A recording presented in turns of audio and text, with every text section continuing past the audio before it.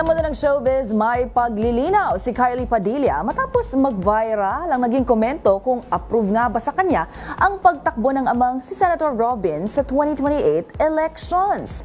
Ang paliwanag ni Kylie sa Showbiz Report na ito. Agad kumambyo ang aktres na si Kylie Padilla kasunod ng naging pahayag na aalis siya ng Pilipinas kapag tumakbong vice-presidente ang amang si Senator Robin Padilla sa 2028 elections.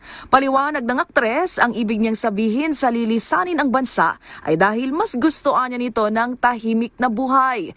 Ang naturang komento ay hindi raw para insultuhin ang ama sapagkat naniniwala ito sa adhikain ng senador para sa bansa. Sa huli, pagbibigay din ni Kylie, quiet and peaceful life ang kanyang nais at walang ibang hiling kundi maging masaya at ligtas ang ama. Kamakailan lang nang ma-interview ang actor-politician, sinabi nitong handa siyang tumakbo bilang Vice President kung si dating Pangulong Rodrigo Duterte ang mag-uutos sa kanya.